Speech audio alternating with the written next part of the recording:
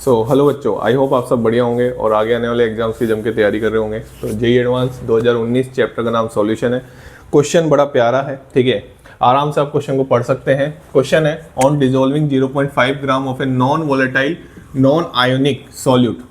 मतलब ये इस बात से ये कहना चाहता है कि इसके वॉन्ट ऑफ फैक्टर जो है वो 1 है, ठीक है ना। चलिए, तो 39 ग्राम ऑफ बेंजीन ये सॉल्वेंट है आपका। It's vapour pressure decreases from 650 to 640, decrease हो जाता है। ये 2 का ध्यान रखना भाई, है ना, ये बहुत काम का है।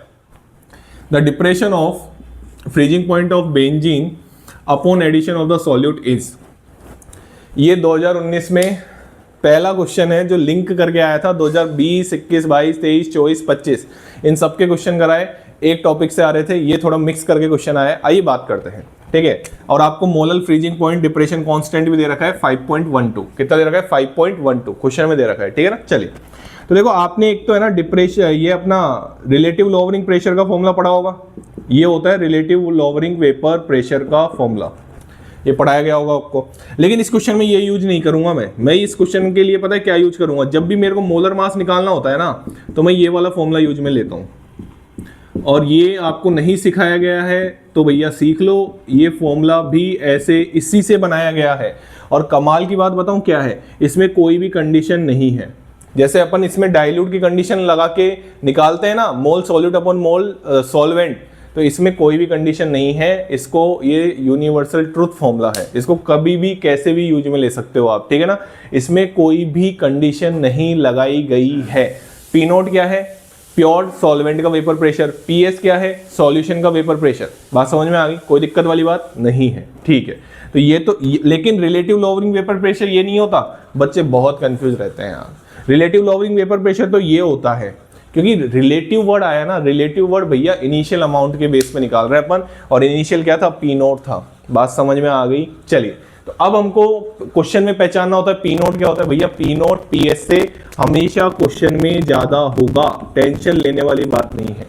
ये वैल्यू कभी नेगेटिव नहीं आएगी, सुन लो अच्छे से, कंफ्यूज मत हुआ करो इसमें, ठीक है ना। चलिए, तो मैं ये वाला फॉर्मूला यूज में लेने वाला हूं। क्यों? क्योंकि मेरे को क्या निकालना है, मेरे को देखो क्या जरूरत पड़ेगी, मैं समझाता हूं आपको। जैसे आपको फॉर्मूला, आप सबको पता है कि आपको ये फॉर्मूला लगाना है, ठीक है। आई की वैल्यू तो 1 है, वॉन्ट ऑफ फैक्टर 1 है। क्वेश्चन में लिख रखा है नॉन आयोनिक सॉल्यूट, मतलब डिसोशिएट नहीं हो रहा है, ठीक है ना। चलिए, इनटू क्या होता है? केएफ। इनटू क्या होता है? मोलेलिटी, ठीक है। अब मोलेलिटी को आप कैसे लिख सकते हैं बेटा? कैसे लिख सकते हैं बच्चों की तरह? जैसे इसकी वैल्यू अगर मैं रख दूं यहाँ पे 5.12, तो आप क्या लिखते हैं इसको? वेट ऑफ सॉल्यूट, ठीक है, divide by molar mass of solute, ठीक है, इनटू 1000। अगर वेट सॉल्वेंट का किस में दे रखा हो? ग्राम में दे रखा हो, तो क्वेश्चन में तो ग्राम में दे रखा है, इसलिए किससे मल्टीप्लाई करना पड़ेगा? 1000 से। अब मेरे को क्वेश्चन में ये गिवन है, ये तो क्वेश्चन में गिवन था। क्वेश्चन में मेरे को ये गिवन है, क्वेश्चन में मेरे को क्या गिवन नहीं है? Molar mass of solute. तो जब भी मोलर मास निकालना होता है सॉल्यूट का, तो आप ये वाला फॉर्मूला यूज में लिया करो। सुन लो अच्छे से, सुन लिया? चलिए, तो अब मेरे को मोलर मास ऑफ सॉल्वेंट निकालना है। आइए निकाल लेते हैं, बहुत आसान है, कैलकुलेशन इतनी हार्ड एंड फास्ट है नहीं। 650 माइनस 640 डिवाइड बाई 640, ठीक है। हाँ भाई, moles of weight of solute क्या है? 0.5, ये आ जाएगा मोलर मास। और इसका कितना है? 39। बेंजीन का भी मोलर मास दे रखा था, ठीक है, मैंने लिखा नहीं है। वैसे तो आप सबको याद भी होना चाहिए, डायरेक्ट 78 होता है, याद भी होना चाहिए, क्वेश्चन में दे रखा था। इसको काट दो, ये 2 बार कट जाएगा, तो ये वैल्यू कितनी आ जाएगी? 1। तो आपका मोलर मास, इसको काटो, 10 कट जाएगा, तो ये मोलर मास ऑफ सॉल्यूट आपका आ जाएगा कितना? 64 ग्राम आ जाएगा। आराम से देखो, इतनी आसान कैलकुलेशन दी थी जेईई एडवांस ने, ठीक है ना। चलिए आगे बढ़ते हैं। तो यहाँ पे आप वो वैल्यू रख दीजिए, तो ये आ जाएगा आपका 5.12 इंटू, हाँ भाई, वेट ऑफ सॉल्यूट कितना है? 0.5। हाँ भाई, मोलर मास ऑफ सॉल्यूट कितना निकाला? 64 इंटू 1000 डिवाइड बाई 39। कमाल की बात बताऊं, कमाल की बात बताऊं, ये भी कट रहा है इससे 0.08 बार। आराम से काट लेना घर पे बैठ के।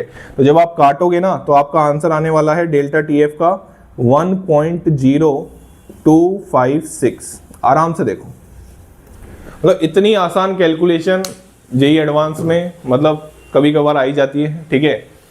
और सॉल्यूशन का क्वेश्चन अभी तक मैं जब तक 2019 तक पहुंच गया, 2025 से, ठीक है, टोटल अगर आप माने तो मैंने 6 क्वेश्चन करा चुका हूं। लेकिन 6 क्वेश्चन में से ऐसा मेरे को कोई क्वेश्चन नहीं लगा जिसमें बहुत ज़्यादा दिमाग लगाना हो, ठीक है। तो सॉल्यूशन चैप्टर तो करके ही जाना है हमको। क्वेश्चन आराम से आप देख सकते हैं। क्वेश्चन में बच्चे पता है कहाँ कंफ्यूज होते हैं, the depression of freezing point question ने पूछा था, फ्रीजिंग पॉइंट नहीं पूछा था, डिप्रेशन ऑफ फ्रीजिंग पॉइंट पूछा था। डेल्टा टीएफ को डिप्रेशन ऑफ फ्रीजिंग पॉइंट ही बोलते हैं, आपको सिखाया भी गया होगा। जो डेल्टा टीबी को बोलते हैं वो एलिवेशन ऑफ बॉइलिंग पॉइंट बोलते हैं, ठीक है ना। चलिए ये क्वेश्चन था 2019 का। Thank you so much. Channel को लाइक करें, शेयर करें और सब्सक्राइब करें।